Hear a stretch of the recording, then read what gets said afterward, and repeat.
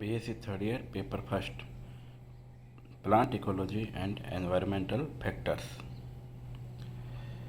यह विज्ञान की वह शाखा है जो जीवों तथा उसके पर्यावरण के साथ अंतःक्रियाओं का अध्ययन करती है। इकोलॉजी शब्द सर्वप्रथम राइटर द्वारा काम में लिया गया। यह दो शब्दों से मिलकर बना है। पहला ओइकोस, जिसका अर्थ है घर या आवास। लोगस, द स्टडी ऑफ, यानी अध्ययन करना, अर्थात इकोलॉजी का मतलब हुआ आवास का अध्ययन करना। हैकल ने 1869 में जीवित जीवों तथा पर्यावरण के मध्य आपसी संबंधों के द्वारा परिभाषित किया। ओडम ने इसे पारिस्थितिकी तंत्र की संरचना एवं कार्य के अध्ययन के रूप में परिभाषित किया। पारिस्थितिकी को विभिन्न जैविक स्पेक्ट्रमों में वर्गीकृत कर अध्ययन किया जाता है। जैविक स्पेक्ट्रम के प्रत्येक स्तर की पर्यावरण के साथ अपनी व्यक्तिगत अंतःक्रिया होती है।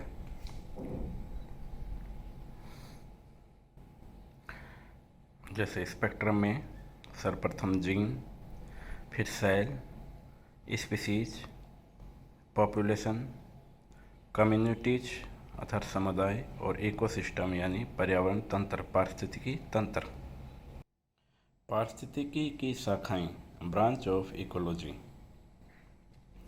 स्व पारिस्थितिकी या ऑटो इकोलॉजी किसी जातीय विशिष्ट का उसके पर्यावरण के संबंध में अध्ययन किया जाता है। ऑटो इकोलॉजी के अंतर्गत समुदाय पारिस्थितिकी या सिन इकोलॉजी किसी संपूर्ण पादप समुदाय का उसके पर्यावरण से अन्योन्य क्रिया का अध्ययन करना है।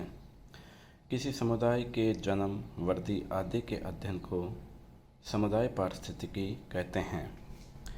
आवास पारिस्थितिकी, हैबिटेट इकोलॉजी किसी जीव का उसके आवास के संदर्भ में अध्ययन किया जाता है। पौधे अपनी शारीरिक संरचना, अनुकूलन आदि अपने आवास के अनुरूप परिवर्तित कर लेते हैं।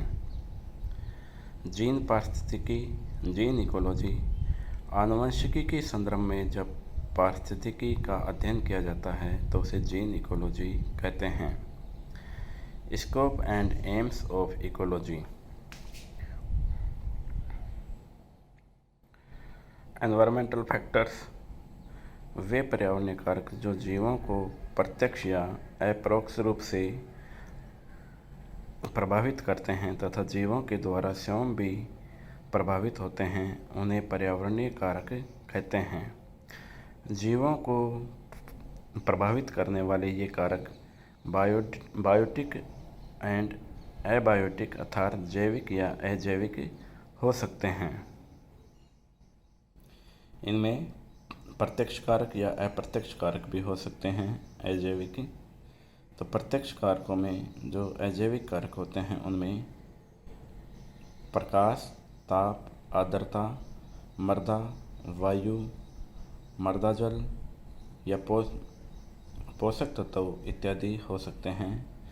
अप्रत्यक्ष कारकों में अर्थात इनडायरेक्ट फैक्टर्स में भूमि की बनावट, ह्यूमस, ऊंचाई, वायु तथा ढाल इत्यादि हो सकते हैं। अधिकांश पारिस्थितिकी विज्ञों ने इन कारकों को दो वर्गों में बांटा है। जलवायु कारक या क्लाइमेटिक फैक्टर्स, जिनमें प्रकाश, वायुमंडलीय तापमान, वर्षा, वायु की आर्द्रता, वायुमंडलीय गैसें आदि आते हैं। स्थलीय या भू आकृतिक कारक,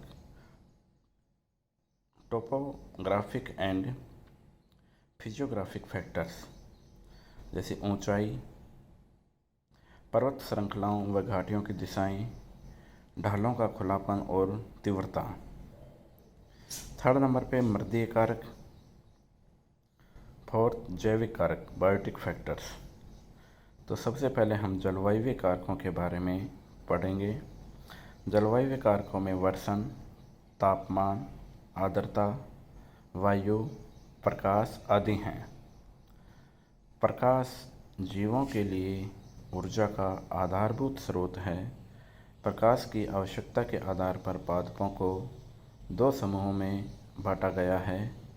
फर्स्ट नंबर पे प्रकाश प्रिय पादप या हीलियोफाइट्स।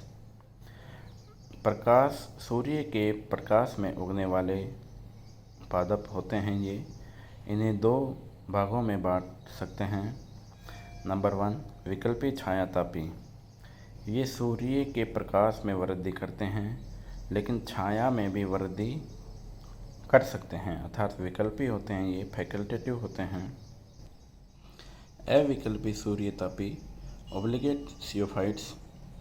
पादप जो केवल सूर्य के प्रकाश में ही उग सकते हैं।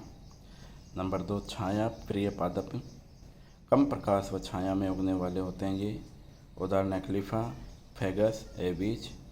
इन्हें भी दो भागों में बांट सकते हैं। विकल्पी सूर्यतापी फैकल्टेटिव हीलियोफाइट्स जो अधिकतम छायादार स्थानों पर उगते हैं लेकिन सूर्य के ताप में भी जीवित रह सकते हैं।